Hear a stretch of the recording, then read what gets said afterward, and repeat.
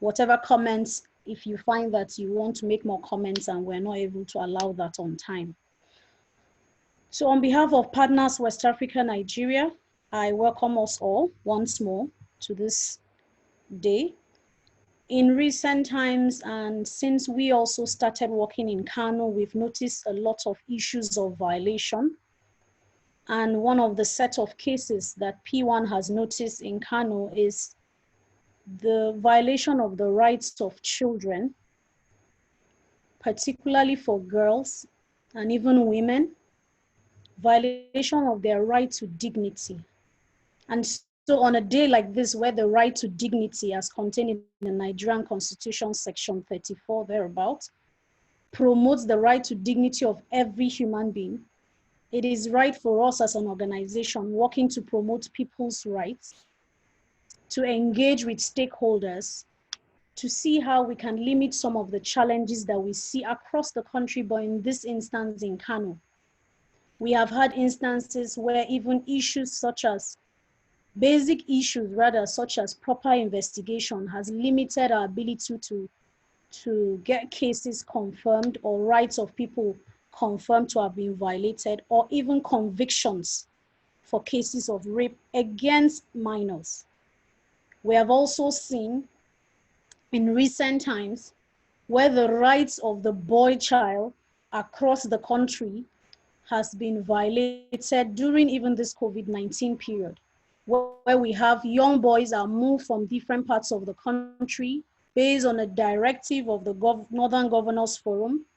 We saw a lot of them on our TVs, how children were moved from one state to the other. They are all citizens, but we were told it's all in order to ensure that we protect our society and also prevention of COVID.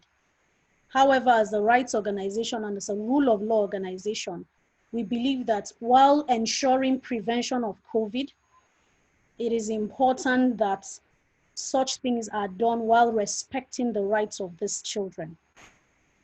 And so therefore, today's discussion, in order for me not to take over the show, it's to point out some of these issues, to try and see how we can address solutions as much as possible, and also to make recommendations to relevant government agencies. I also want to acknowledge Yaradua Foundation, represented here by Nafisa Atiku, for partnering with Partners West Africa, Nigeria to organize this webinar. I welcome us once more, and I hope we have a fruitful time. I would allow Nafisa to have a welcome, just give us a remark before I introduce our moderator and speaker. Nafisa, please. Hello, good morning, everyone. My name is, first of all, thank you, Barbara.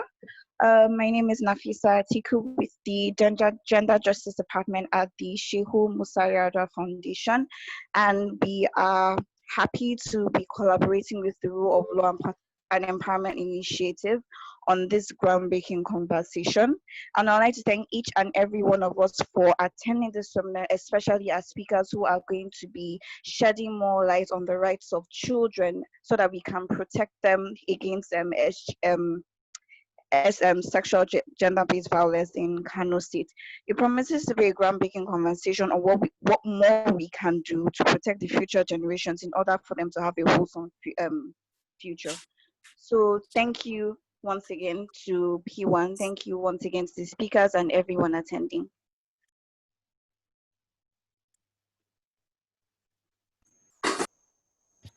Thank you, Nafisa. You're welcome.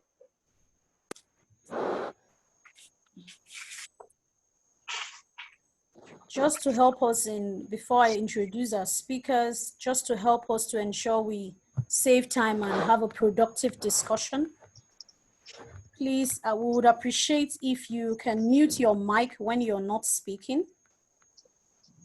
And also unmute your mic when you want to speak. And if possible, you can put on your video if you feel you're comfortable with that environment. You put on your video so that we can see who is speaking. And if your internet allows that. Kindly please raise your hand on the screen if you wish to speak. On all devices, we have the icons, either to raise your hand or you want to make a contribution. Please check on your device, you would have that there. Please reserve your questions until the question, comments, and recommendations session to ensure that we have a productive discussion and allow the speakers to make their contributions before we ask the questions. You may also type your questions and comments in the chat bar, and we'll take that up and discuss more on it. Without much waste of time, I would introduce our moderator.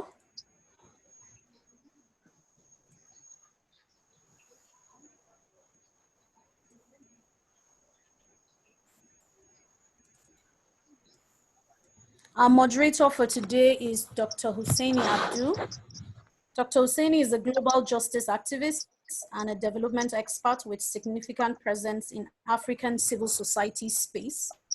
He's the country director of Plan International Nigeria and board chair of the Rule of Law and Empowerment Initiative, also known as Partners West Africa, Nigeria. He has coordinated and supported democracy and governance programs in 23 different African countries, working closely with state institutions, international and regional institutions like the African Union, Economic Communities of West African States, ECOWAS, and the UN system, amongst others. You're welcome, Dr. Hussaini. Thank you, Barbara. Thanks for having me.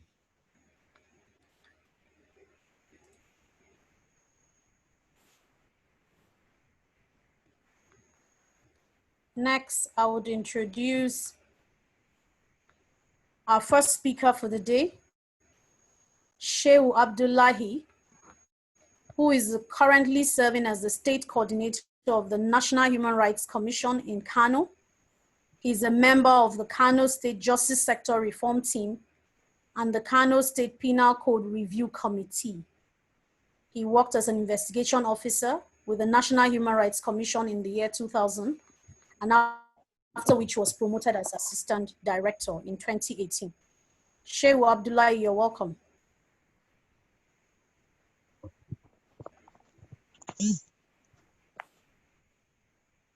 Is Shehu here? Yes, Madam. Shehu is on the line, please. Good all morning, right. all. Good morning. You're welcome. Thank you. Next on the list is Fatima Adamu, who is a protection expert with over 10 years experience in women, child, and youth protection programs.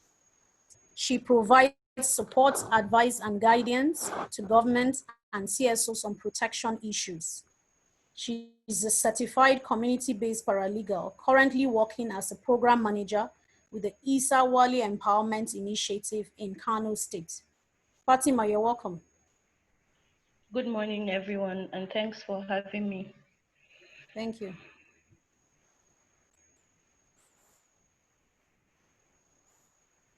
Also on our guest list today, we have Hannah Hotchner, who is a lecturer in education and international development at the School of International Development, University of East Anglia. She completed her doctorate at the University of Oxford and has held postdoctoral positions at the Université Libre de Brussels and the University of Antwerp. Her doctoral thesis, which forms the basis of her recent book, Quranic Schools in Northern Nigeria, Everyday Experiences of Youth, Faith, and Poverty, offers an ethnographic and participatory study with young Quranic school students in Kano. Her research seeks to shed light on the diversity and dynamism of Islamic schooling practices in context of social change. She produced a participatory docudrama titled Dunia Jujui, How Life Goes, which shows Quranic school students' own perspective on their education. Her current work includes Muslim immigrant communities in the West and their relationships with their homelands. She has conducted extensive fieldwork both in Senegal and with West African migrant communities in the US. Hannah is going to join us shortly. She will join us shortly, but I see she's online. I'm here already. All right, Hannah, you're welcome. Thank you very much. Thank you for the introduction. Thank you for having me, and good morning, everybody. Farida Isa, the last but not the least, Farida Sada Yusuf, is currently the lead for Keeping Girls in School project in Nigeria and head of programs under Girl-Child Concerns. She also serves on voluntary basis on good governance, human rights, and gender issues. She is a representative of the Federation of Muslim Women Association of Nigeria, Form 1. She engages with policymakers as an advocate for policy change to address issues that affect the general public. Farida, you're welcome. Thank you for the introduction, and thank you for having me. Good morning, all. Good morning. Having done my bit of the work, I would be handing over to our moderator, Dr. Husseini, who will be moderating the session. Thank you so much for listening. Thank you very much, Barbara, for leading this initial part of the webinar. Distinguished ladies and gentlemen, participants and panelists, you're welcome to this webinar. And I think Barbara has set the pace for the conversation this morning.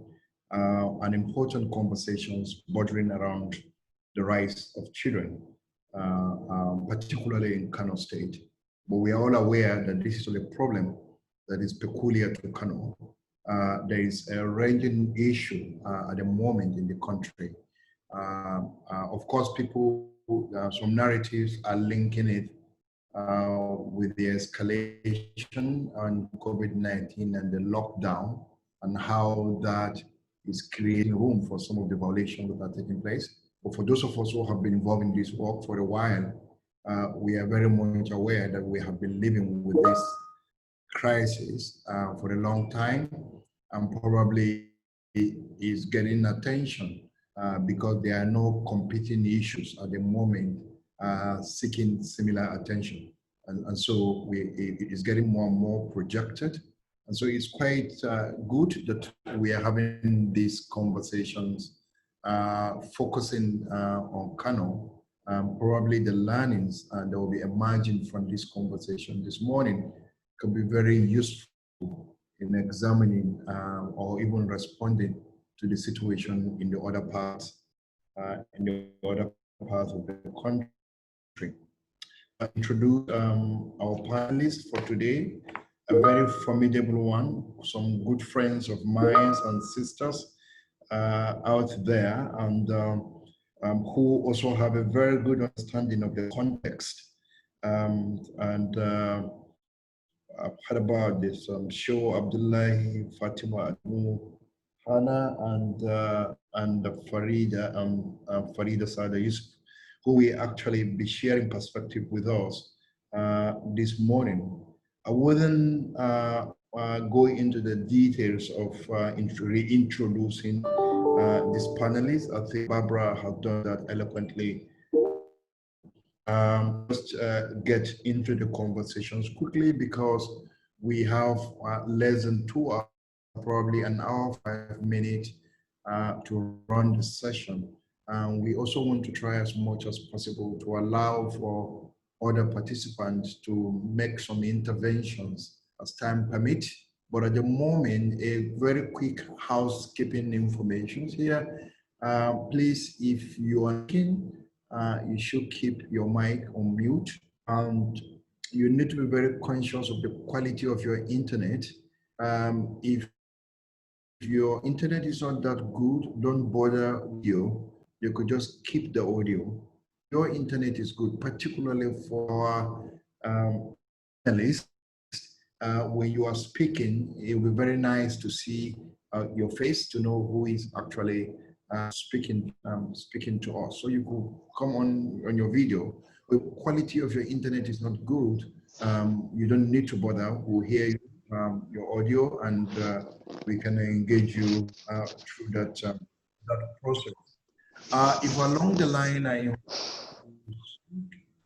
we are having with your network, I may advise that the next speaker takes over while you sort out your network issues, because it's important that we make a very good use of the time that we have, so that we don't waste time trying to fix your own network while others are waiting. But we hope we're not going to have any network issue in this conversation. I look forward to a very exciting conversations on Kano. We invite very quickly our first presenter, if you have the agenda or the program with you. The first presenter is Shehu Abdullahi, who is the State Coordinator of the National Human Rights Commission, the Kano office. And Shehu will be speaking to us on setting the context, legal framework protecting children in Kano State. Shehu, if you're with us, we allow you to speak for 15 minutes. I hope that works.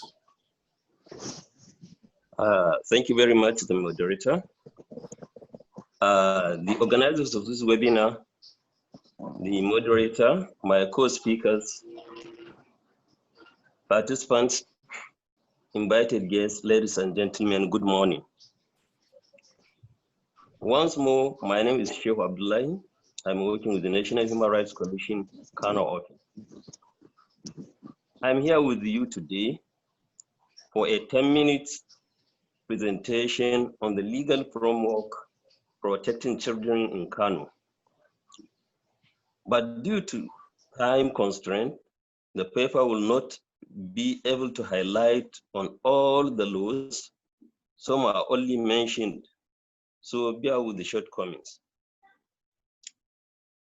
Let me start with saying that historically, Kano State has the best structure in terms of legal framework towards protecting children within the state.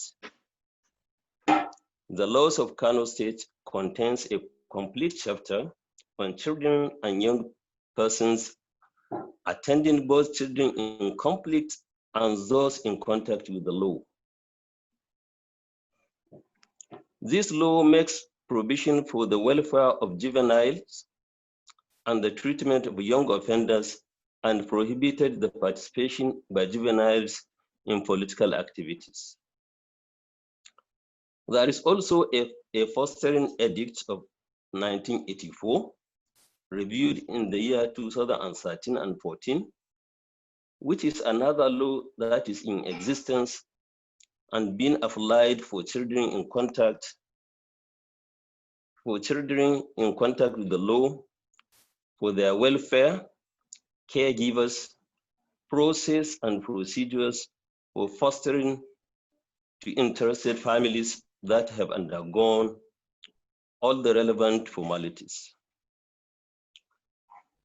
There is also Kano State Penal Code, which has a considerable prohibitions on offenses related to children and juveniles. It even caters for the unborn babies, especially on miscarriage and exposure of infants, cruelty to children, assault, forced labor, rape, unnatural and indecent offenses against persons, etc. Similarly, there is also petty trading, prohibition of female juveniles of 1988, which prohibits hawking, setting of stores, table and kiosks by female juveniles under the age of 16. It further states that, this law further states that the court shall order the parent or guardian to enter into a cognizance to exercise proper care and guardianship, or B, commit her to the care of any fit person, whether relative or not, who is willing to undertake the care of her, or notwithstanding anything to the contrary, proceed under any relevant provisions of the Children and Young Persons Law. So apart from the above, there are other laws like the Kano State Quranic Schools Registration and Movement, which takes care of the movement of al-Madris in the state. There is also the Sharia Penal Code, which considers the provision of Islamic laws in handling children. There is also Child Labor Prohibition Law, also the street begging law, etc., all aimed at safeguarding the best interests of children and juveniles. However, often all these laws, juvenile justice administration in Kano State has a long way to go in addressing the challenges facing children. The Children and Young Persons Law provisions fall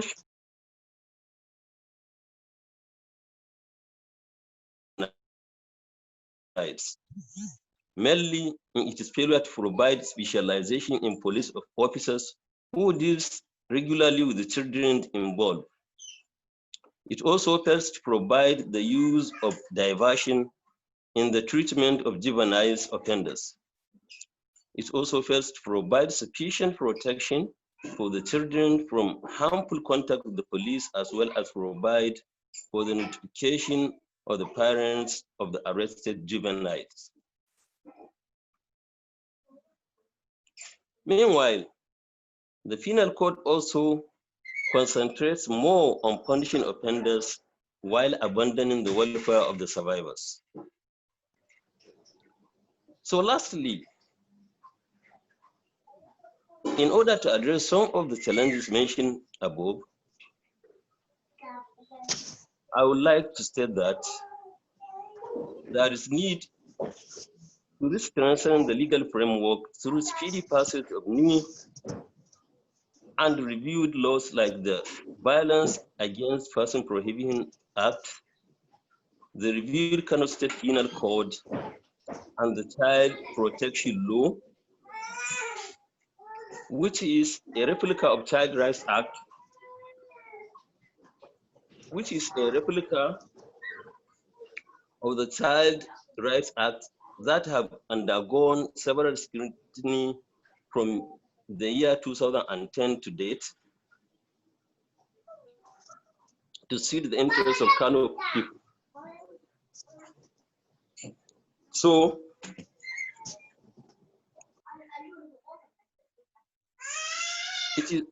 this law was made from an extract of various laws such as the Penal Code, Children and Young Persons Law, participation of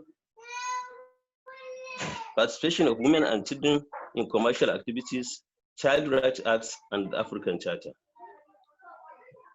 So from 1990 to date, the Kano State government has provided institutional atmosphere for the smooth operation of the existing laws by one, designating magistrate courts, popularly known as juvenile cases courts; two, establishment of a social welfare office at Pagi, which is directly under the State Ministry of Women Affairs and Social Development; three, establishment of children remand home at Goronduze; four, with the aid of some partners, the state government has also assisted in creating women and juvenile welfare centers at the State Police Command and some designated divisions in the state.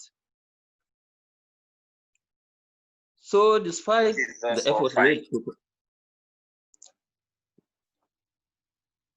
efforts made so far on institutional strengthening, but the challenges are enormous, and there is need to consider the provision of the following. Number one, standard courtroom with reference to modern juvenile justice administration. 2, specialized court and police personnel for juvenile justice administration. 3, establishment of more sexual abuse referral centers in all the general hospitals within the state. 4, social policy in order to address and support sexual abuse victims and rape survivors and children born as a result of rape and children born as a result of rape and gender-based violence. 5, creation and establishment of professional counseling center for psychosocial therapy and other related services thereof. And lastly, number 6 is to upgrade the children remand home with a standard plan for rehabilitation and reformation of sentenced children and young people. So thank you very much for your listening. And this is the last of my presentation. God bless you. Thank you. Thank you very much, Shehu Abdullahi, for quite brilliant presentation, explaining the different legal framework bordering on children.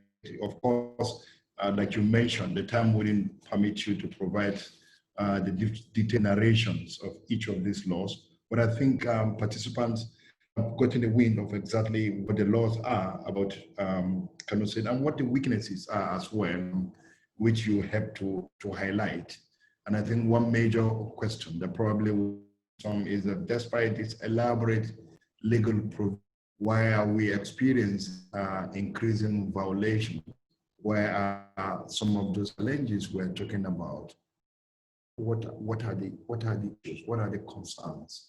Why is implementation or enforcement becoming a challenge? I know that because we have different topics speaking to different issues. Just wondering whether we should allow for discussion before we get to the next question. But let's see what we do. Let's have the 4 presentations, and then we'll see how we can open up for questions and comments. We advise participants to please note your questions and then assign each presenter to them so that you are clear of who you are asking your question. And even if you have any comments to make, you should also provide that so that we are clear on whose paper you are making your comment. So I will invite our second presenter who will be speaking on vulnerability of girl child to SGBV in Kano. And we have Fatima Adamu. Fatima is the program officer of Isa Wali Initiative. Fatima, you're welcome. Thank you very much once again for having me. I don't know if you can hear me. Am I audible? Yeah.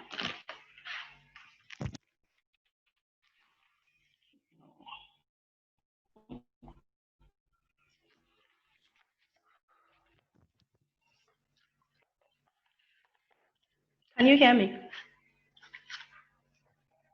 Yes, we can. With you, Fatima. Just carry on. Okay. Thank you for having me. I'm going to start this discussion with numbers, statistics, and then try to link some of my issues around vulnerability to the laws that Malam Shehu has spoken about. And so from the multiple indicators cluster survey of 2018, and it was obvious from the survey report that 18.5% of girls in Kano get married before they turn the age of 15, while 44.1% of girls in Kano get married before they become 18 years. That makes 62.6% of girls in Kano get married before the age of 18, when compared with their male counterpart, who are about 8.2% married before the age of 18.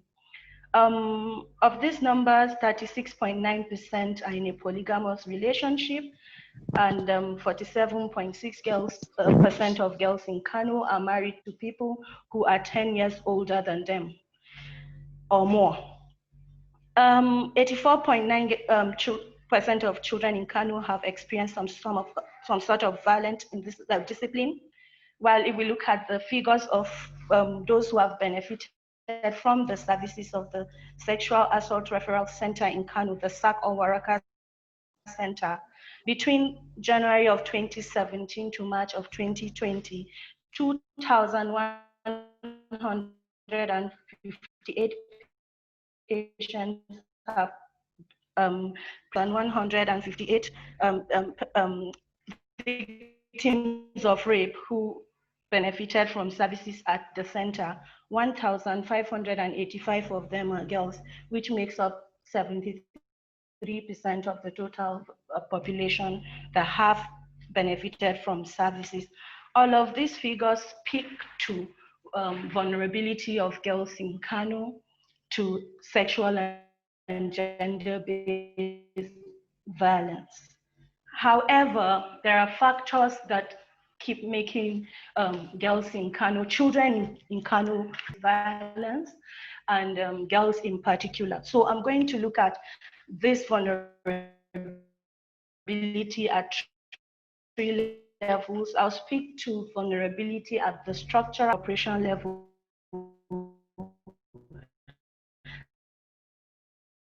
Just like Malan Shehu spoke before me, he talked about all the laws, the legal framework that is for protection of children in Kano. And I'm going to be very specific in speaking to a particular section in the penal code, because there won't be time for me to speak to all the laws. If we look at section 282, the section of the penal code that defines rape in Kano,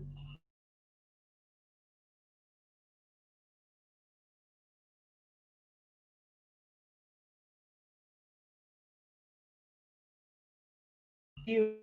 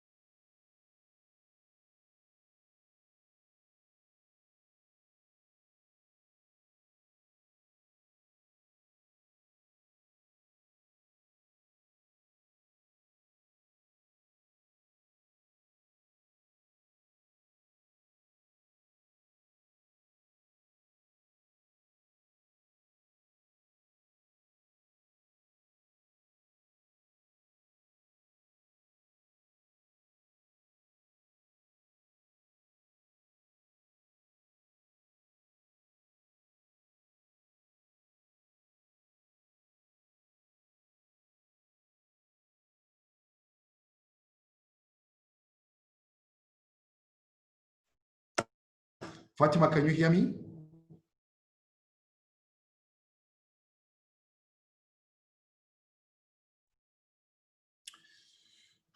The administrator, can you confirm that Fatima is still online? Can anyone confirm that she's still online? Yes, Oh, sir. Amina. Yeah, Barbara speaking, Okay. sir. I see she's online, but I'll call her just in case maybe it's her network. Okay.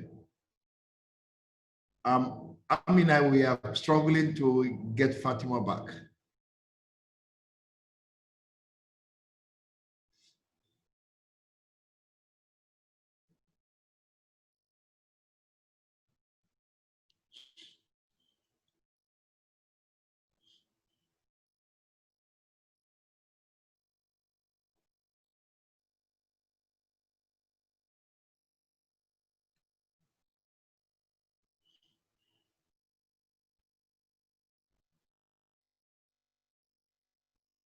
Apologies, colleagues.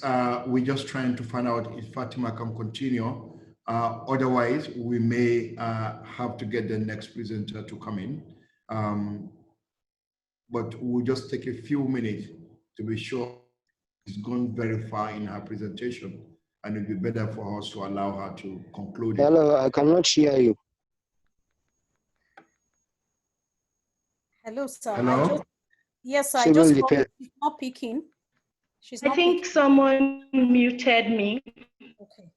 Oh, okay. Did anyone Hello? check our Barbara? administration? We are not muting people indiscriminately. Can you hear me?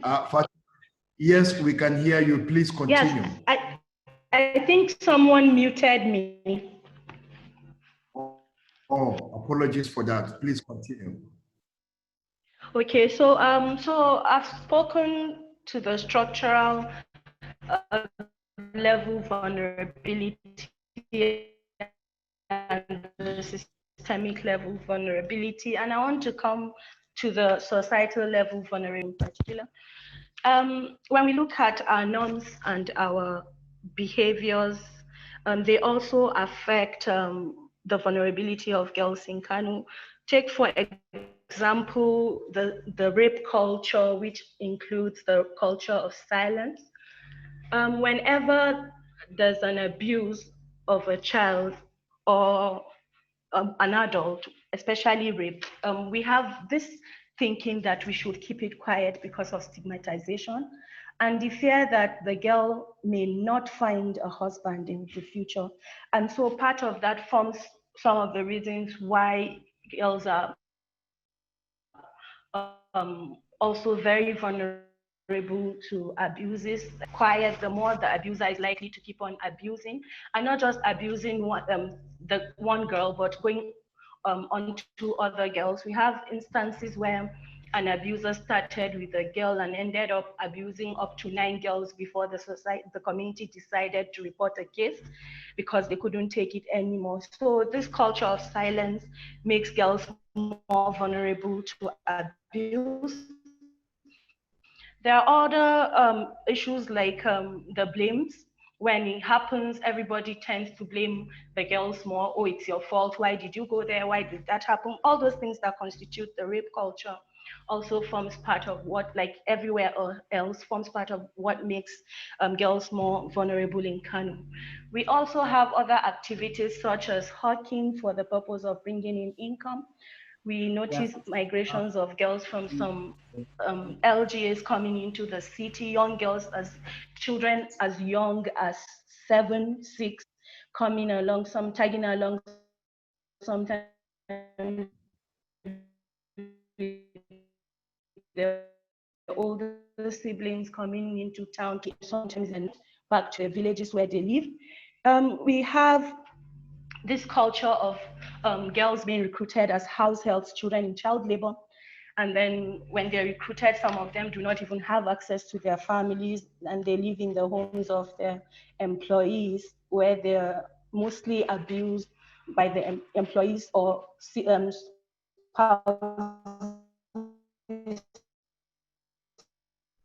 of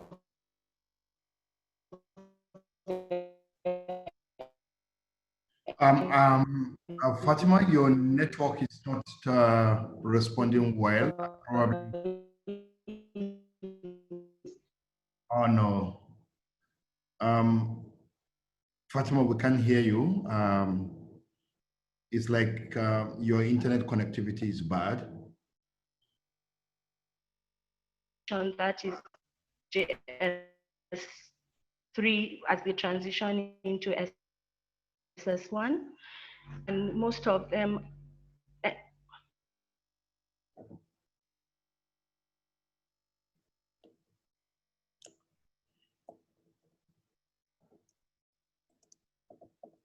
Fatima, your connectivity is not good.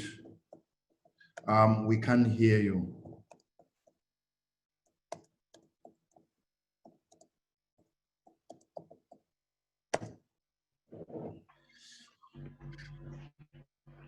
I think it keeps muting me. I think it's your network. Sorry, sir. I think it's your network, Yeah, Fatima. I'm having connectivity challenges.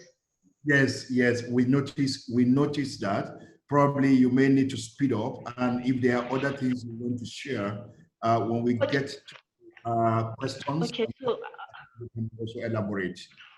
Yeah, I'll just round up at this point to say, so in dealing with issues of vulnerability in Kano, we must look at the legal frameworks, work on the CRA, the VAP, and the review of the penal code, and see how we can harmonize some of these laws and get them to pass. We need to work on specialized services for SGBV survivors, look at interagency efforts. We need to improve coordination, communication, and information across board, especially at the grassroots. People need to know knowledge of the law and how it can benefit them. We need to also create a lot of awareness around the issues and how people need to speak up more often and stop asking people to validate their personal experiences and stories. And so I think I would leave it here because there's a lot of connectivity challenges I'm faced with, and hope that when we get to the question and answer sessions, I'll be able to speak more. Thank you. Thank you very much, Fatima, and thanks for sharing this exciting perspective on vulnerability of girls in Kano State. And you started very strongly with statistics coming from the multiple clusters survey report, and that is quite telling about the nature and the depth of abuses in the state. And I think that your presentation fits in quite well in terms of the chronology of it, relating that with Shehu's presentation earlier, responding to what the challenges are in terms of even the legal frameworks, the different gaps, and how limited the framework actually is in the state, and the challenges of even prosecutions as it relates to juvenile processes with just 2 courts. I'm shocked that there are only 2 courts. I grew up very close to one, and I knew that one of the basically as children, you are only told is the whole thing about the juvenile justice process was about trust to children, and when your parents threaten you and they'll take you to Gidanyara, you just know what that actually means in those days. That was basically what. And for us to still have just 2 in the state, for me. And family court issues has been a major subject of probably in the last 25 years in the state, but the history of Sharia and the Sharia court system in Kano right from colonial time has been a major impediment to that processes. And I remember in one of the conversations with the former emir, also that coming up is one of the issues he tries to project. Unfortunately, we never got to see the light of the day. But I think these are very important issues being raised. There may be time for us to discuss this in depth. Probably may have time to elaborate what to do as a result of connectivity challenge. Now we invite our third presenter. We'll be inviting Barbara, what I have here is said to be determined. Who is speaking on the vulnerability of the Almajiri boy in Kano and their protections? Oh, okay, yes. Now I have the old. You have the old agenda. Apologies. Yeah, I think I have the old agenda, but I know who this particularly fits. You are referring to Dr. Hannah Hotchner, who will be speaking to us Almajiri boys in Kano and their protections during the COVID-19 during pandemic. Dr. Hannah had been introduced earlier. She's well known for her book, which is the Chronicles in Northern Everyday Experiences and Poverty at the public presentation. Was it last year or a year? So I've also run quite an exciting work out there, Dr. Anna, and thank you very much for joining this call. So we invite you to speak on the vulnerability of the Almajiri boys, a terrain that you are very, very familiar. Thank you so much for organizing this webinar and for inviting me to speak. Can you hear me okay? Yes, we can hear you. Please go ahead. Yeah. Yes, we can hear you. Great. I leave my video off because my internet seems to be acting funny, unfortunately. I would like to preface this presentation by saying that I'm not a legal scholar. I'm an anthropologist, so I'm coming to these questions from quite a different angle, but I hope that makes for a productive discussion and shed some additional light on the issues at stake here. And the place where I'm coming from, I'm shedding also more critical light maybe on the legal frameworks that exist and ask whether they're actually in the best interests of the young people we are trying to protect, especially if they're punitive, whether they're actually helpful. That's what I'd like to call into question. So the first point I'd like to make in this presentation is that discourses about the Almajiri in the current context, but also on various previous occasions, very easily slip from focusing on the risks that these children face to the risks that they presumably pose to society. And that can have very problematic consequences because it then gives rise to particular policies that are rather punitive and problematic. So in the context of COVID-19, the Almajiri have swiftly been framed as vectors of disease to be flushed out on social media, but also in the kind of political discourse we've been hearing. And that framing of them as vectors of disease, as carriers of disease, then has legitimized rather combative measures that stood in the way of a more compassionate response to their situation under COVID-19. So schools were asked when the lockdown was imposed in Kano to send their students home. Malame, who didn't send their children home swiftly or were then faced with evacuations, forced school clearances, if you want, that often took place in the middle of the night. So children were waken up from sleep and shoved into buses, sometimes at gunpoint, sometimes not being allowed to gather their belongings. And then they were taken to isolation camps, where as we learn, especially in the beginning, food was clearly scarce, things like soap to wash. So the situation in these camps was quite problematic before the public kind of woke up to the situation and demanded better treatment. The Almajiri in these camps went untested for days without social distancing protocols in place and no protective equipment. So what was proclaimed to be a protective measure then in a way created very problematic conditions where the virus could have been passed on nonetheless. So these difficult conditions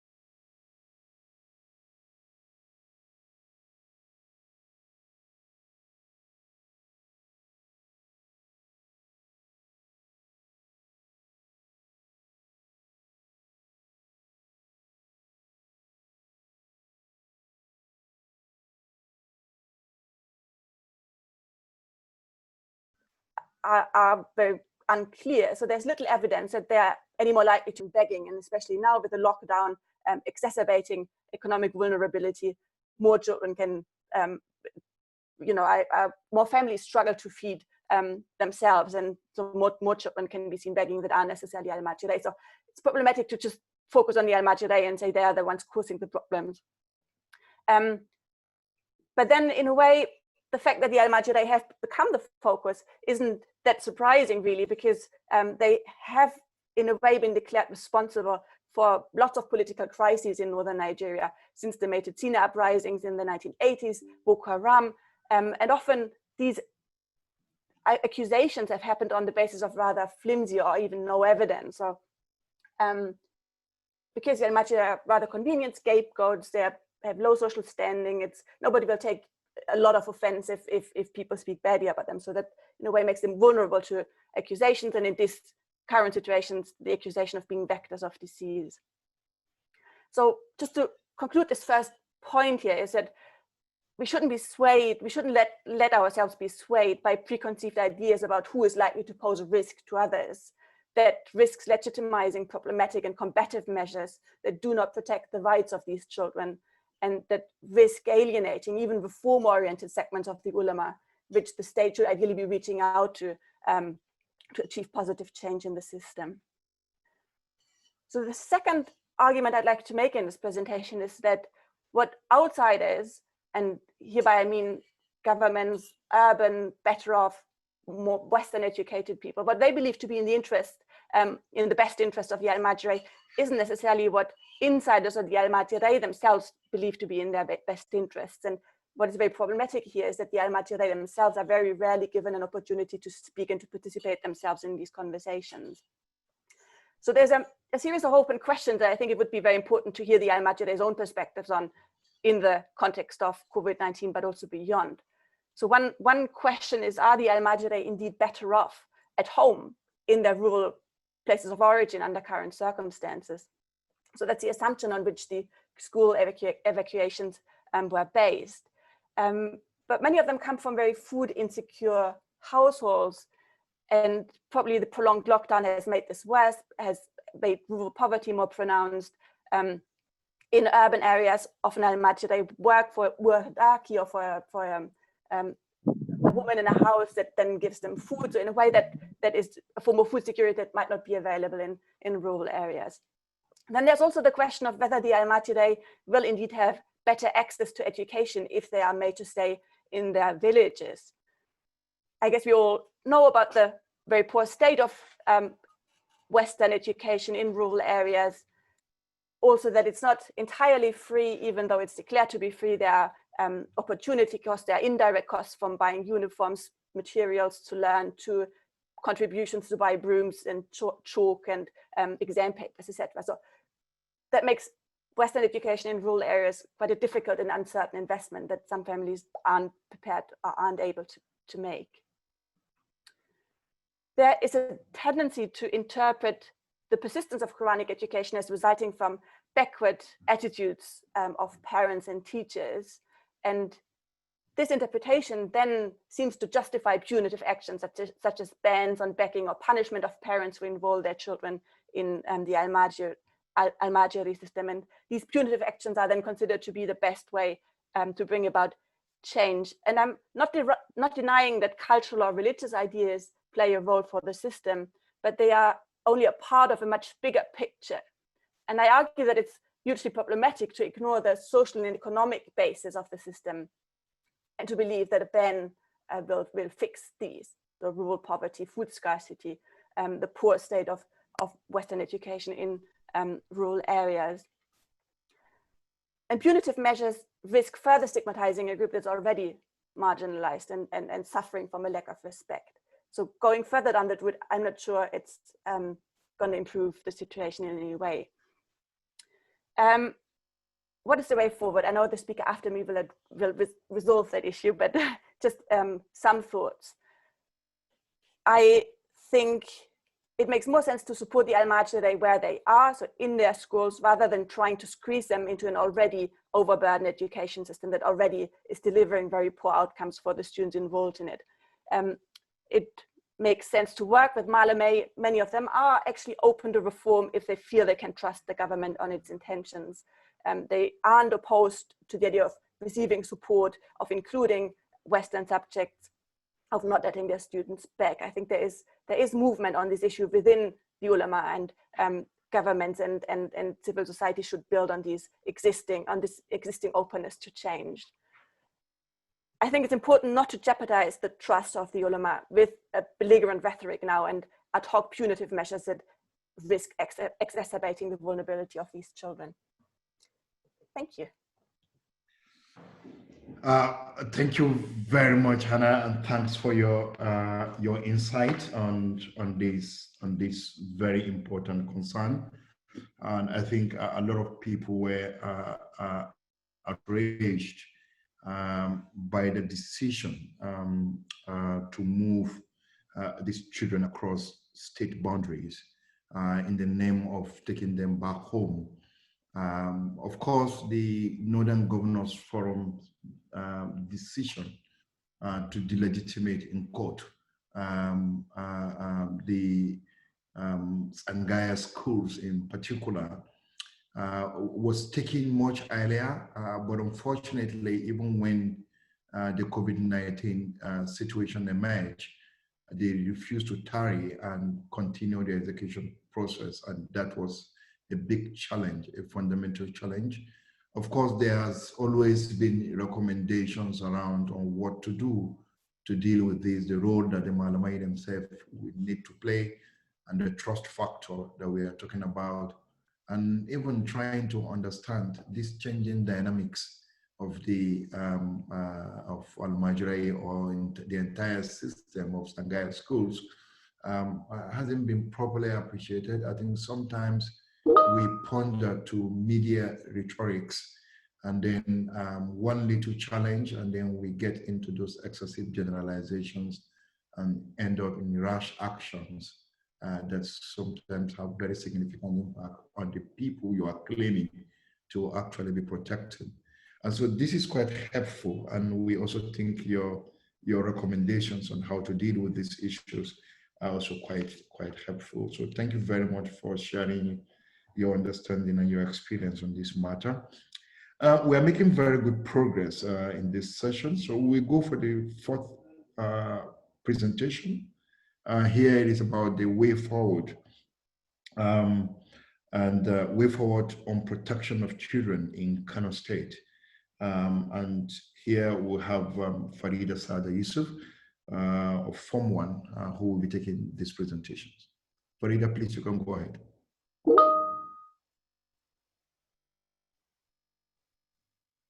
Thank you very much, Alam Hussein. Good morning once again. I'm Farida Sada Yusuf. So my presentation is focused on the Al-Majri, as this is what was initially given to me. And I believe also they form a large chunk of the vulnerable group, especially in Kano and the North in general. And if we're able to address the issues, we'll be able to, I believe, settle about 70 to 80% of these issues. So generations upon generations, there is no end to the fight of young children of school age roaming the streets in a quest for survival. The Al-Majri system has created a mass of vulnerable young children, boys and girls, because of recent, we have been informed that there are also some girls Al-Majri. I don't know in which state specifically, but we have discovered that. So this group of young children, boys and girls in the society, the problem is a double-edged sword, with society as the molder of the issues, where some legitimize Al-Majri with begging, while some differentiate the two. In trying to get a meaningful digestion and solution to the problem, it can be divided into two segments. We have the Al-Majris who are solely beggars, and we also have Al-Majris who seek Islamic education in the popular Sangaya system.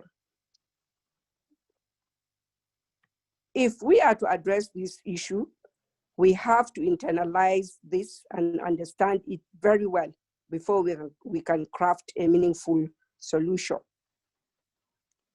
The Almajiris who are beggars are totally unacceptable. Islamically, children are the responsibility of the parents. The father especially is to look after his children. Where he's unable to do so, then the immediate family members are to take up that responsibility, which means that the children are not supposed to be allowed out to the streets begging. So to address this segment of the children, I'm talking about way forward, the government should introduce measures to alleviate the poverty situation in the country. Parents also should be empowered to take responsibility of their children as Allah intended in the first place. Where they are deliberately refusing to do so, they should be held responsible by the concerned authorities. So this is where our laws will come into effect. If for no reason parents allow their children into the streets for begging, the government should be able to have a system that will check them. We know that Islam traditionally encourages charity. So the community also can come into place. The community will be sensitized to readily support this set of children, that is the beggars, not by giving them a little stipend on the street, rather be able to set up a system where they can be supported to also go to school, just like their colleagues outside, their age mates, in a more formal setting, and return home to their parents at the end of the day. The well-to-do also in the society must be involved in fashioning a way of assistance to help mitigate the roaming about of those children on the streets. So it is not something that the government should only be held responsible for. Members of the community, members of the society are also should be part of this trying to address the issues. So for the second segment of the Almajiris, that is the Quranic school students. I didn't go into the history, the definition of Almajiri and so on and so forth, but I know a lot of us know who these children are and how the Almajiri system started. So the state government should look at models, because we have models within the country and also outside the country, where we have this set of Almajiris, the Quranic school students. The government should look at such models that have been successful, whether in Nigeria or wherever in the world this system is being practiced. An example that readily comes to mind in Nigeria is the Danfodio Jihad, where it brought some modifications to the Almajiri, that is the Quranic students, by establishing an inspectorate of Quranic literacy, whose inspectors reported directly to the emirs of the provinces concerning all matters related to the schools, the Quranic schools. In those days, the pupils lived with their parents or guardians for moral upbringing. And at the same time, the schools were located within the immediate environment from where these pupils come from. Of course, I remember when we were growing up as children, this was what happened. We go to the formal schools in the morning, and in the evenings, we go to these Islamic schools, because then we didn't even have the Islamia system that we had now. We had the local malams, where we go and sit and are taught Quran and other religious books. So in that setting, the students were also at liberty to acquire skills in between their Islamic lessons. They were involved in trades such as farming, fishing, masonry, among others. Many of the farmers who produced the famed granite pyramids came from that set of the students, especially in Kano State, northern Nigeria.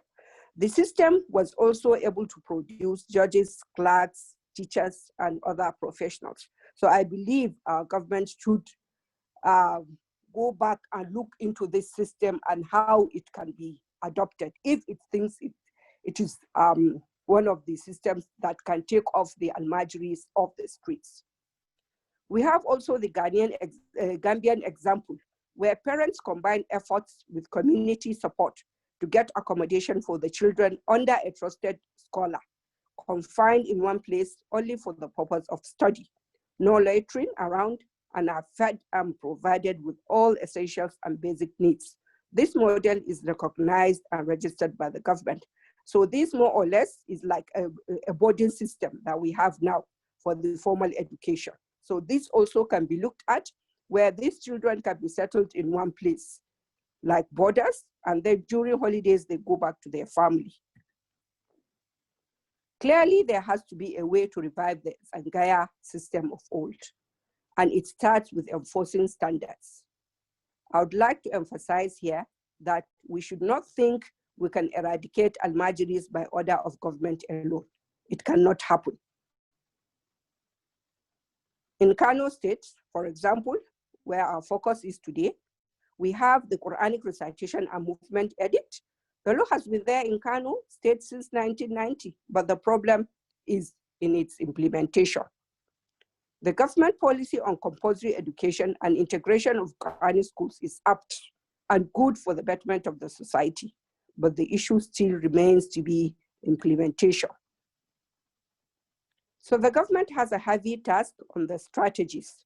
It requires a lot of funding, facilities, and infrastructure. In trying to craft a solution, first, there is need for a stakeholder engagement. This is to help us come to the level of the community's understanding and explain why we think our system works better. This will be explained that it is for the betterment of the society. And I believe once these people are carried along, not at the final stage, at the stage where these policies, we need to have a sort of assessment, carry these people along, hear what they have to say, look at their own perspectives, just as the earlier speaker spoke. We don't know, maybe for them, that is the better way, that is their choice. And they have rights as citizens of the country. We should be able to engage with the parents, community members, the scholars themselves, and the community leaders to be able to reach a compromise in this issue. The government can also look at an arrangement where all children will attend public schools in the morning and Quranic schools in the evening and weekends. The government should be able to set criteria and guidelines which must be complied with to be allowed for the system to be allowed to continue. This should include having a curriculum that tallies with the formal school system. There must be a provision for the almajiri in terms of their shelter, food, clothing, and all other necessities for livelihoods. This is where I believe the discussion with the parents, community leaders, and also the scholars or malams come into play, where we'll be able to sort this out once we are able to sit and bring all these things on the table and have a discussion and resolve. The government should also think of a system that can give them a sense of belonging to key into Western education, aimed at eradicating begging on the streets. Of recent, there are so many efforts at addressing the issues of almajiri by several NGOs. However, the efforts are not coordinated. If it is to succeed, there must be some sort of cohesion.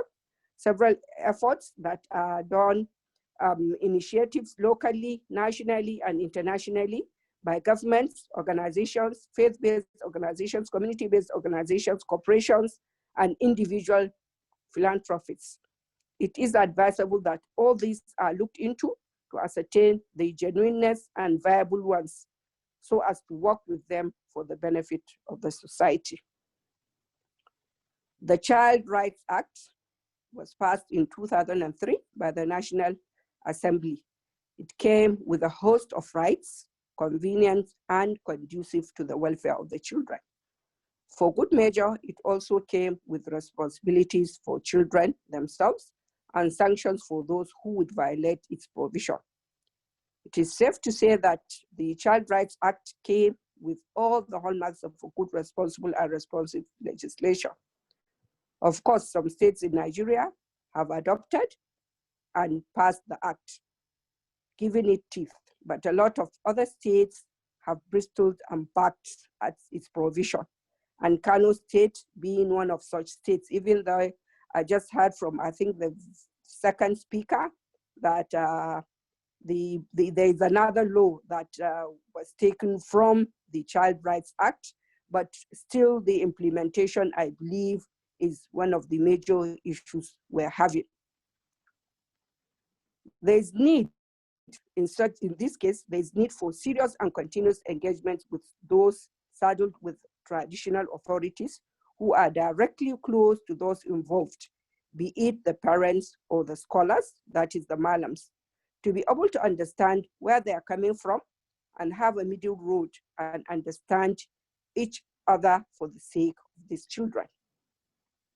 So while the debate on the Child Rights Act continues, our children continue to suffer unspeakable abuse. Children are the future. All aspects of their development must be given premium consideration. Everything must be done to protect them and from harm in any way possible. So finally, we have to understand that the approach must have lots of patience and gradually success in deference to the immediate result, and instant successes will come our way. Thank you. Thank you very, very much for these exciting conversations around the Sangaya system and the Almajiranchi in particular, looking at the two different expressions of it. Can you all hear me? Yes, I can hear you. Yes, we can. Okay, because I just got a little shake up here on my Zoom. Really exciting, and your recommendations quite strong, and that carries quite well with what Dr. Anna had mentioned earlier. I think one important thing is the recognition that it's always the system that is structurally rooted, and it is not something that can just be wished away by a simple legislation. And anyone who had followed this issue very long, Europe to actually do any major reform on this entire system without the Malami concern. This Malami will play a very important role in determining what progress we can make on that. And I think one major thing that Farida had brought to the table is the need for a participatory policy-making process. And that policies are not just initiated by a few people somewhere and drop on the society. And that the key people who will be impacted, beneficiaries or non-beneficiaries or victims of it, they need to be involved in that process. And it is that process that gives ownership. And once there is ownership, executions becomes very easy. And I think this is what we haven't gotten from government historically. It's not about one particular government. It's been historically the attitude of the state that people just sit down in one corner of their offices of parliament and make laws that are not in any way connected with the realities of the people. Even if these laws are very good, the laws may be good, the reasons may be altruistic, but as long as you don't involve the real people in the process, you will fail. And this is what we have continuously seen. I also agreed strongly with Farida's suggestions, particularly to the NGOs, including the INGOs,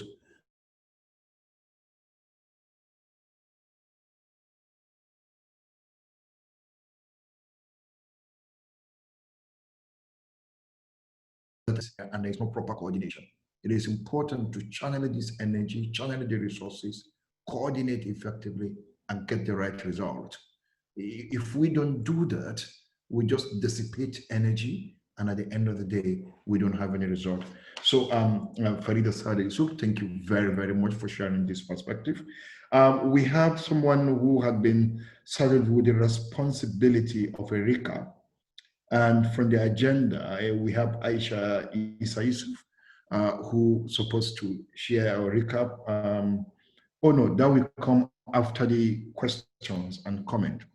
So colleagues, distinguished ladies and gentlemen, we had a very exciting presentations here, strong on the policy side. And I think that we have room now to engage these different presenters. We had 4 presentations for those who joined us late. The first one was on setting the context, legal framework protecting children in Kano, and that was presented by Shehu Abdullahi. The second presentation was on the vulnerability of girls to SGBV in Kano, and that was presented by Fatima Adamu. And then the third one is the vulnerability of the Almajiri boys in Kano and their protections during the COVID-19. And that was also presented by Dr. Hotchner. And then the last one, which was on way forward on protecting children in Kano State, we had Farida, Sada, Yusuf. So, distinguished ladies and gentlemen, we are open for discussion now. So let's know, you can indicate in the chat box, or you also you can raise your hands or any have a way, and let's know how you went to comment. So we have room for a few comments because we're just about 30 minutes shy of the end of this session.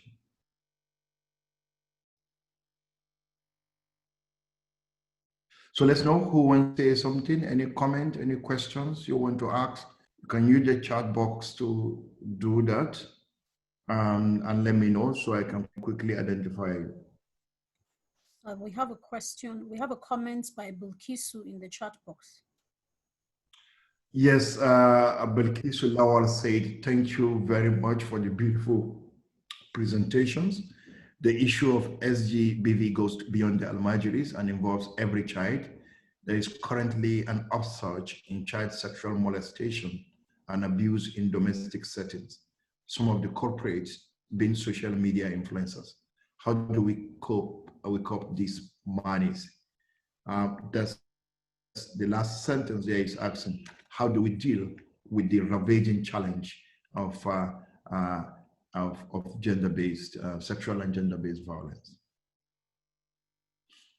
Of course, like I advised earlier, it's better if we direct our questions to the specific presenters so that we know clearly who is going to answer what questions.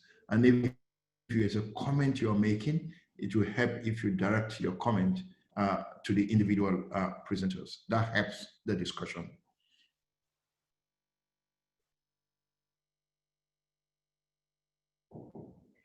Any comments, any questions on this?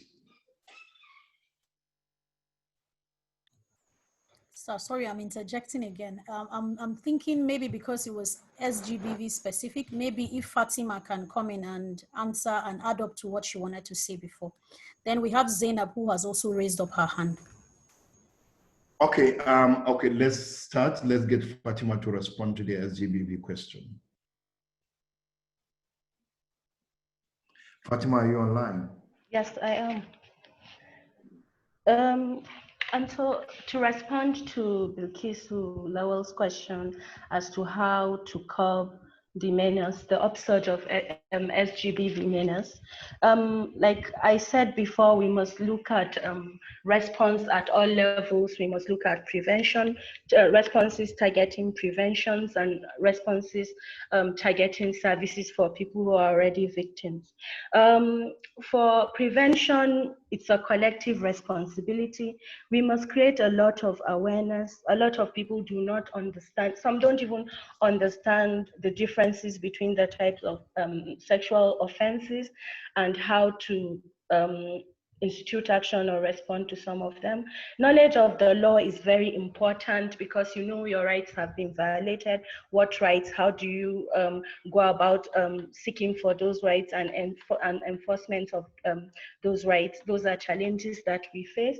So it also must start from the home front. There's something we do not like to talk about, particularly in this part of the country. It's the sex education that we do not like to talk about. But then there's something called the age-appropriate sex education. Children should learn and know about their body parts that nobody should have rights to. Nobody has a right over your body, and you do not have rights over anybody's body. So we must teach children body parts. Children must learn about body parts that nobody should have access to.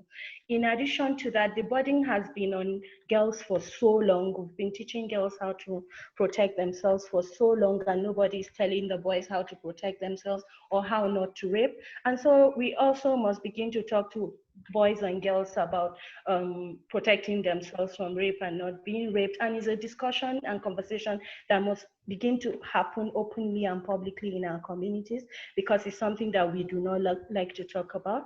As it relates to the use of the social media, the internet, and the type of phones that we have access to, there are some apps that help parents to monitor what sites their children go to. I understand also that there are some apps, if you want, you can also download apps through your own email, using your own email on your child's phone. So that way you monitor what exactly the child has access to, what they can see or can't see. In essence, it's a collective action that we all must participate in. And again, the role of the law cannot be overemphasized. If we have strong legal framework in place, laws that actually work for the people and reflect our current realities, a lot of things will be checked. Thank you very much, Fatima, for your response to this. I think basically what is coming up here is it's a collective responsibility, but we need strong institutional framework to back up this process.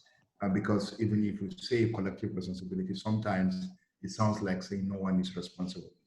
So if you have a very strong institutional framework, it helps in defining who is responsible for what and at what level. So thank you very much for this strong response. We had a question earlier by Belkis Uzango, who is actually asking a question. I think this is directed to Abdullahi Shehu, largely around sexual offenders register, and since its launch, that what is happening in relation to sexual offenders register in Kano.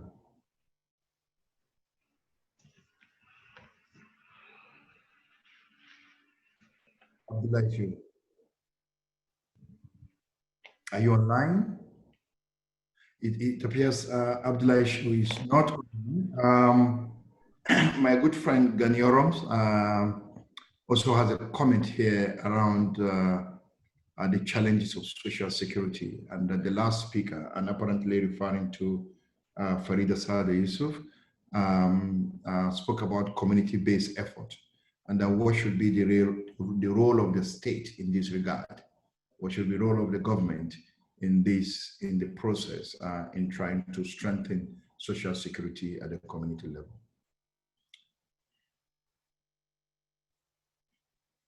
Farida? Hello, sorry. Yes.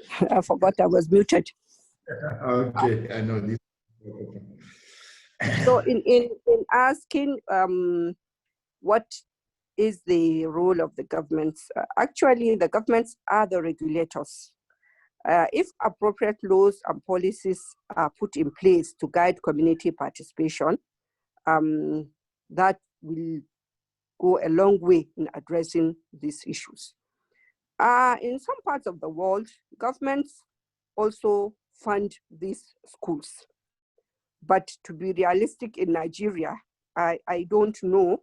For now, I don't think it is a reality, because if we look at even the formal schools that we have, the government is unable to meet the demand in terms of funding the schools, the teachers, employing qualified and enough teachers.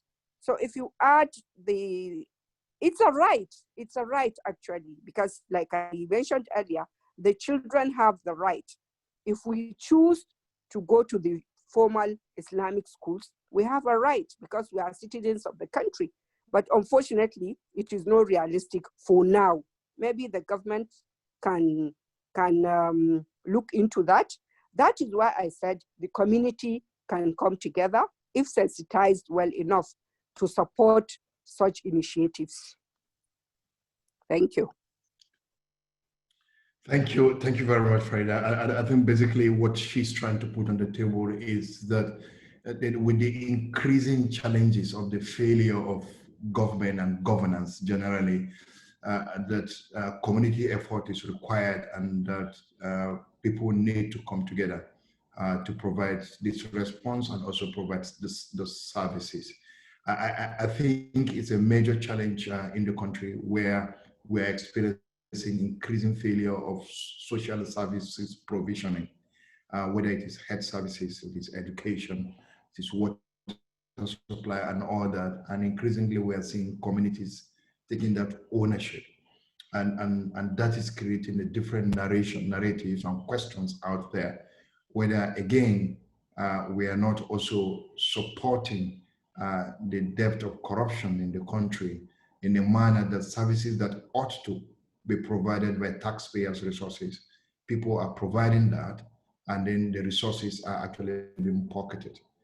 And there is a debate on whether, is it that the government has no resources to provide them, or is it that the resources are there, but the government is failing to provide them because of the level of corruption in the system?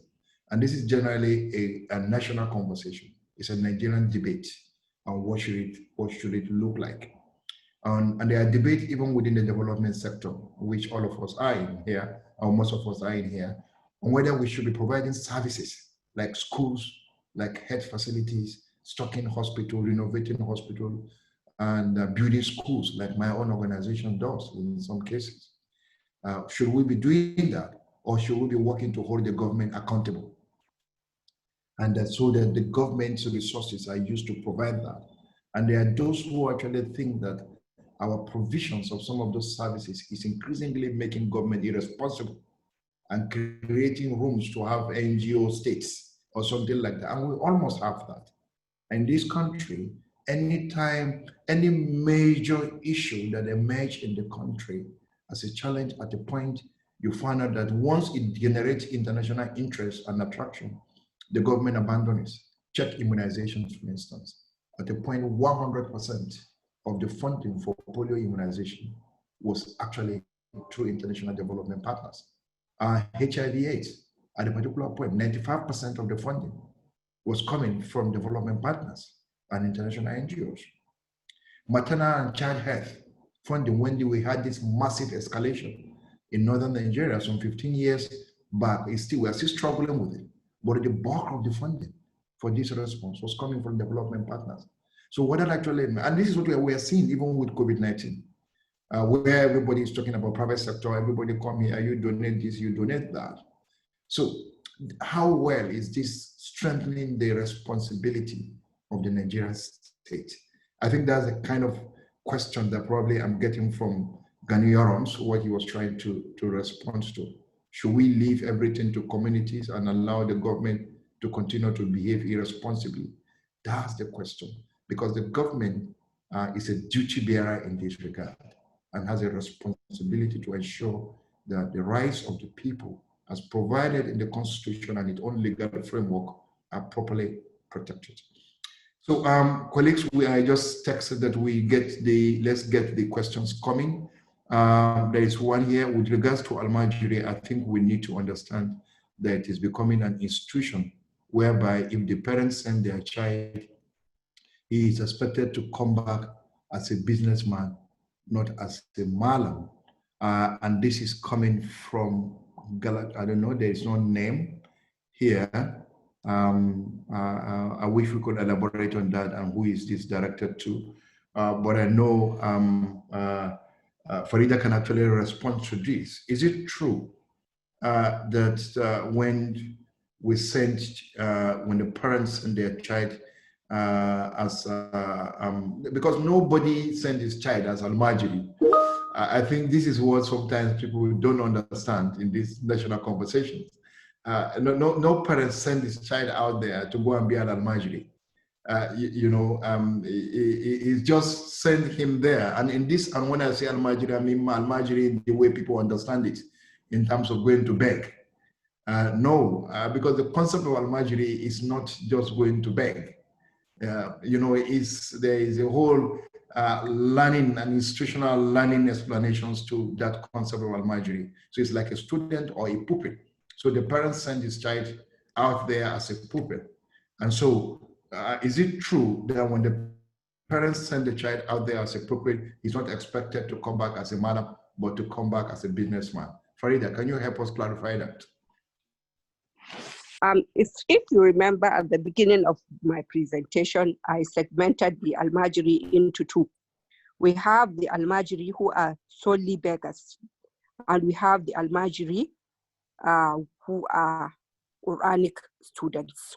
So the Quranic students are the ones that leave their parents' house. They don't leave, they are actually brought to the Malam to understudy, to study the Quran and some Islamic books. And the other set are those that may even be within town with their parents, but they just go out loitering and begging for money under the pretext that they are not able to feed and so on and so forth. And this is where I said that parents are solely responsible for their children's upkeep.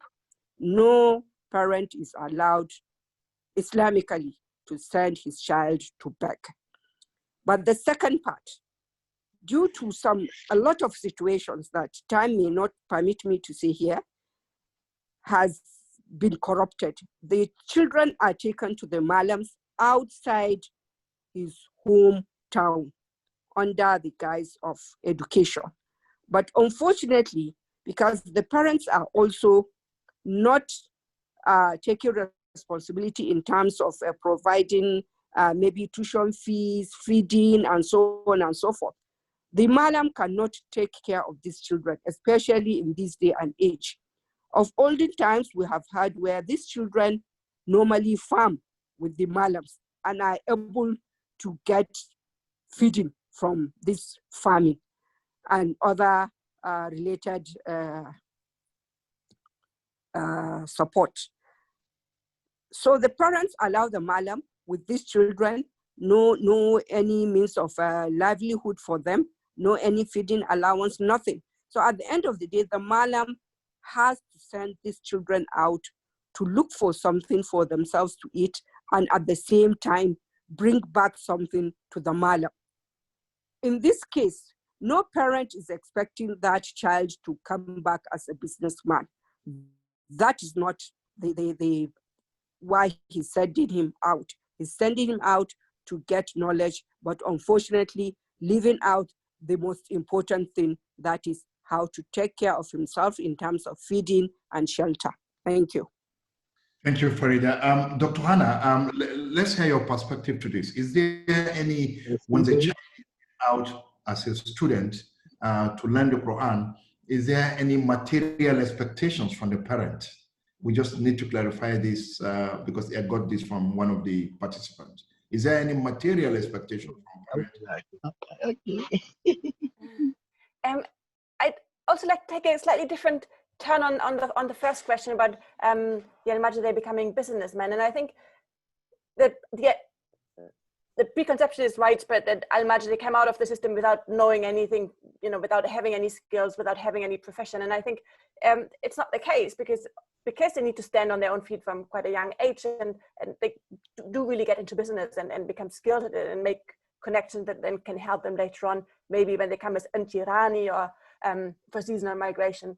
And I think in that way, the system, as they move back to, farming is a seasonal activity. So during the rainy season, Al-Majiri would learn how to farm, but that doesn't mean that they don't need a business during the dry season. And sorry, which was the other question you wanted me to answer? No, basically, I didn't ask. Excuse me. Whether the I want to parent, venture in for a clarification, please. whether the parent, please, can you drop your questions on the chat box if you want to make a comment, and then we can invite you if you actually need to invite you to speak. I have already dropped the question. I am the one furthering this issue that Al-Majiri system is becoming an institution. So I want to make a clarification, if you permit me, please. Okay, go ahead. Yeah, Anna, I apologize. What I want to say is that most of these parents who sent their children to the city to come and study Quran, they come here and study, but they didn't go back to their own villages to teach Quran there.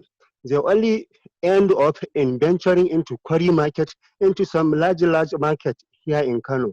They go there, they started up as Endako, they end up as a businessman. Consider one fact. In the olden days, Indian people, during transfer of knowledge, they came here to Nigeria, they come here to our school and taught us, and they repatriated back. But why is it that when Al-Majris, they come into the city and acquired the knowledge, they didn't go back to their own homeland to teach Quran there? They keep on coming. If that is the case, supposing that they go back to their mainland and teach Quran, they will supposed to be stop coming to the city. That is what I wanted to say. Thank you. Okay, thank you very much for the clarification. I appreciate that. Thanks. My name is Bella Abba from NSCDC Dala Division. Okay, thank you very much from NSCDC. That's also the panel. I think he's raising a larger political economic question. I don't know. You want to respond to that? Yes, I guess my answer to that question is that they go where the opportunities are, and yes, and if they're in urban areas and there are poor opportunities in rural areas, that's where they would be going. And I don't think it's only Al-Majiri. It might also be, Boko school, graduates, dropouts, whatever, that look for opportunities in the city. So it's not only the Al-Majiri, it's a more structural political economy issue of lacking opportunities in rural areas. Yeah, absolutely. My brother, it is a larger political economy issues. Please take note, even your legislators, councillors from local government chairman, once they come to Brunei, they don't want to go back. So it is actually not an everybody wants to look at the opportunity out there. And then if there are better opportunities in the urban areas, this is where they will come. You don't have quarry market in anywhere in the whole of in Kano State, in any other place apart from Kano. You don't have Sabongari there. You don't have Singa anywhere apart from Kano. So that's where the opportunities are. And it's not just the Al-Majiri, because maybe you are probably seeing those ones. There are a lot of young people trooping in from other areas. Check, for instance, Chapa, Mbabura, for instance. At the point, the Kano City alone, and you are NCDC, you will know this. There were probably, at the time that the motorcycle transport was banned in Kano State, there were about 2 million motorcycles. Of course.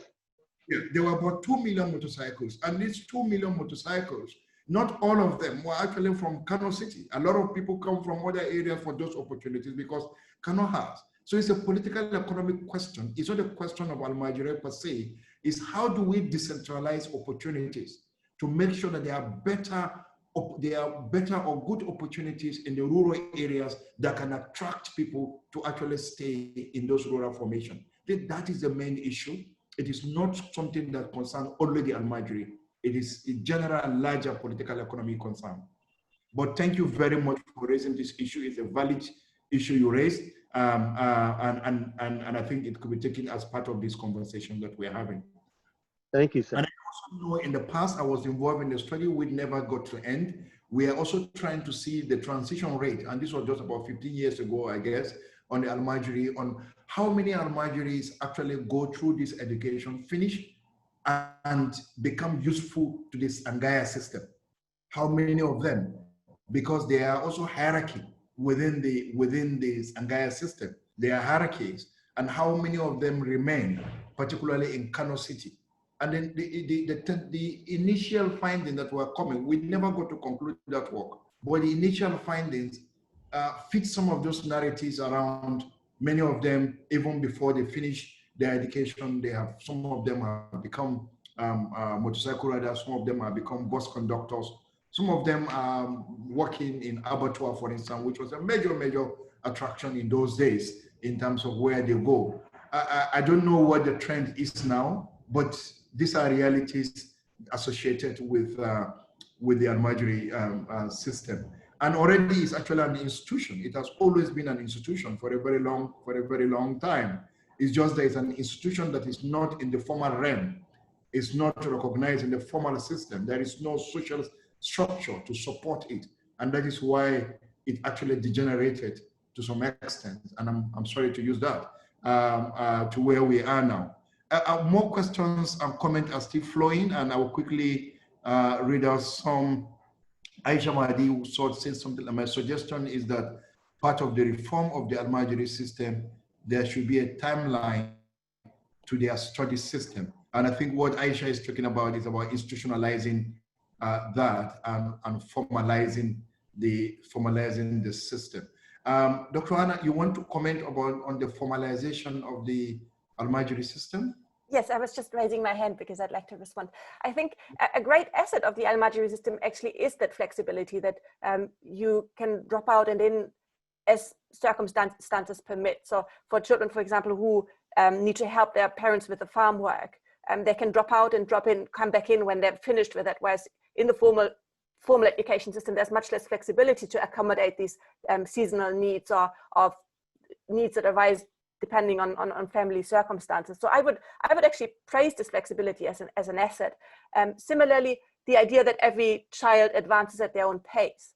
I think formal school systems create the idea of failure by having a very rigid progression from one grade to the next, and so creating failure as a social label, whereas within the Almajiri system, students advance at their own pace given on their abilities, and in a way it's more individualized and potentially more suitable to the needs of learners actually. So yes, quite a different point of view, I guess.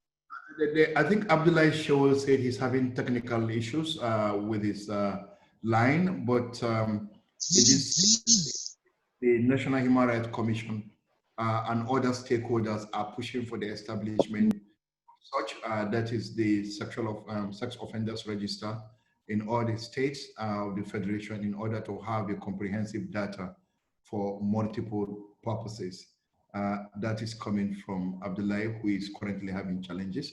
And Hafsat Sanusi is saying, good morning, my question is regarding to child marriage. Are there any legal backing for a child bride to leave the marriage? And I would direct, I think Fatima will, Fatima, you want to come in here briefly? Quickly, in the context of our discussion today, speaking to Kano context, the response to the question would be no, if we look at the laws, because what would institute the action would be law.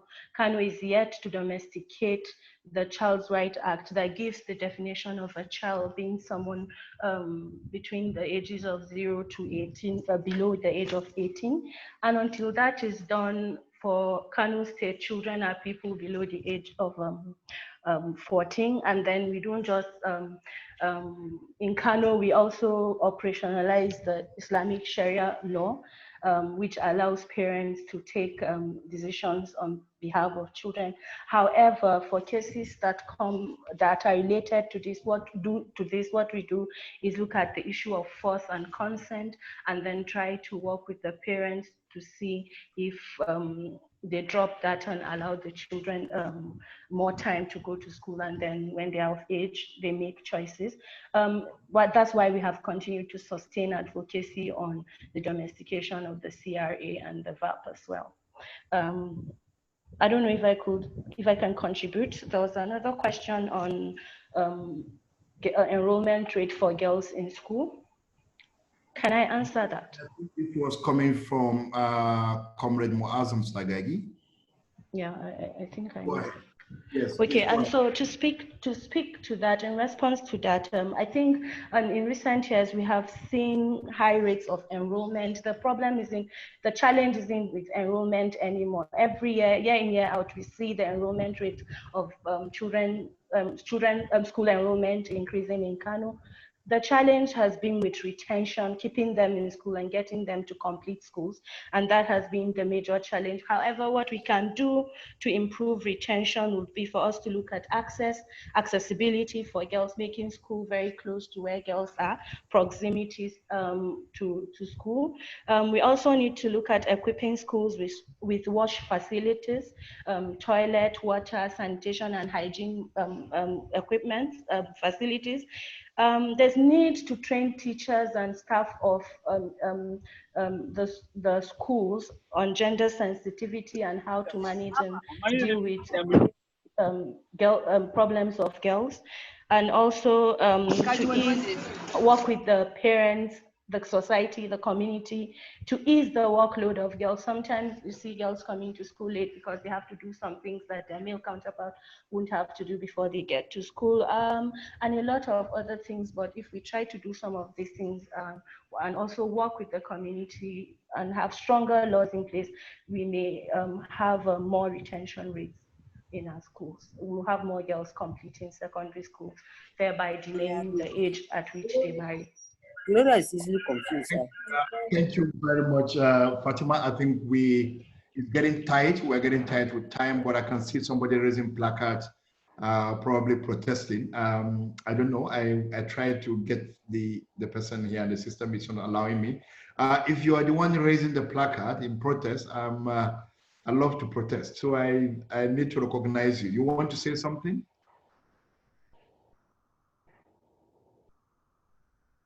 Okay, somebody is saying he's 5. I think he was just notifying us of time. Yes, that's true. We are getting close to this. Can we quickly invite Aisha Isa Yusuf to just give us a recap of this discussion? Okay, so we had a lengthy discussion on protecting the rights of our vulnerable children in Kano against sexual and gender-based violence. Partners West Africa, Nigeria, and Shehu Foundation welcomed over 100 participants, human rights activists, civil society organizations, and other stakeholders. In our conversation today, we discussed the legal framework protecting children in Kano State. The first speaker explained in details the different laws protecting children in Kano State. He, however, reiterated the need to strengthen legislative and constitutional frameworks in Kano State to protect children vulnerable and exposed to violence, abuse, and exploitation. He further expressed that despite many positive policy initiatives, the Nigerian legal framework on protection of children are limited. They do not provide adequate protection for SGBV survivors. We also discussed in detail the vulnerability of the girl child to SGBV in Kano State. The presenter, Fatima Adamu, examined the patterns and trends of violence against young girls in percentages, statistics, and data. As violence occurs in homes, families, schools, communities, and other places where children should feel safe. She also talked on the gaps on the legal framework and state ways to fill the gaps. About establishment of family cuts and also societal problems like hawking, the silence culture, and so on. The vulnerability of the Almajiri boy in Kano and their protection during the COVID-19 pandemic was also discussed by Hannah Hotchner, where she extensively discussed about the present-day Almajiris who are victims of neglect and exploitation and are seen everywhere begging for food and money and being vulnerable to abuse, various forms of exploitation in the states. The fourth presentation is on the way forward on protection of the children in Kano State. The presenter suggested the ways forward on creating safe spaces for children in Kano State, which include domestication of the Child Rights Act, that government should create a proper system for Almajiri, and that parents should take responsibility of their children. She also talked about the provision of a formal curriculum for the Almajiri children in Kano State, and the development of tangible and short-term incentives for girls in passions of the girl-child education. She also talked about proper training of teachers on gender and social inclusion. So in a nutshell, we have successfully discussed the legal framework protecting children in Kano State. We have also analyzed the Almajiri system of education and their vulnerability in Kano State. We equally discussed the vulnerability of the girl child to sexual and gender-based violence in Kano State. And we have also identified various ways of protecting children against SGBV, that is sexual and gender-based violence in Kano State. Thank you very much. Thank you very much for this brilliant summary of this conversation. Distinguished ladies and gentlemen, we are getting to the close of this discussion. It's been an exciting one. But while as we close, to a comment by Bello Abadala on the chat box, 33% of rape cases, according to the police in Kano, are in uncompleted buildings. Are there any laws? Is there anything we can do to ensure that these uncompleted buildings do not become dens for rapists? And I think this is what is coming, and this is quite striking, 33%, that's huge. So distinguished ladies and gentlemen, I've learned a lot as a person and here in these 4 different presentations, and I want to believe other participants also learned from this conversation. I think it's a discussion that we have to keep going. It will never end this soon because there's a lot we need to do if we have to change our society to make it better, to also compel the state to take responsibility for security, for protection of the rights of its own citizens, particularly the rights of children and the rights of girls in this regard, in the context of the conversations that we are having. So now I will invite Ibrahim Sagagi to make his closing remarks and vote of thanks.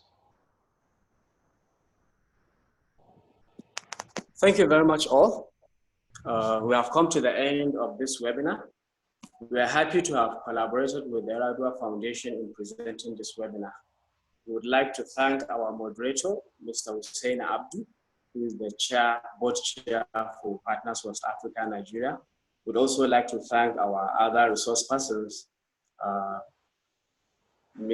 guest speaker, Hannah Hotchner, who is a lecturer with East Anglia University. We would also like to thank Mr. Shehu Abdullahi, the first speaker, who is the state coordinator of the National Human Rights Commission in Kano State. We'd like to thank Hajia Fatima Adamu, the program manager with Isawali Initiative, Isawali Empowerment Initiative, IY. Would like to thank Hajia Farida Adamu with Form 1. Would also like to thank all our participants who have been patiently with us in the last 2 hours. Participants from the civil society organizations, our participants from government organizations, and those from the security organizations. Also, those from human rights organizations, we equally thank you for joining us. We would also like to thank all our contributors, those who have been able to make contributions in one way or the other, and those who were able to post in their questions. We thank you all. We would like to thank Nafisa Atiku from the Eradua Foundation, who are co-organizers of this webinar. On this note, I would also like to thank my colleagues at Partners West Africa, Nigeria, who have put in so much industry in seeing that this webinar is successful. We would like to close on a high note by reminding us that the fight against SGBV and the protection of the rights of the vulnerable children is a collective responsibility, which calls for a collective action, which means all of us have to participate in it to see that the needed and urgent reform is made in Kano State. Thank you all, until we see you next time in another webinar. Thank you. Thank you very much. And this marks the closure of this session. And thanks for giving me the opportunity to preside on it. I'll see you in another conversation. Take care and bye-bye. Thank you, everyone. Thank you from Edo State. Thank you, everyone.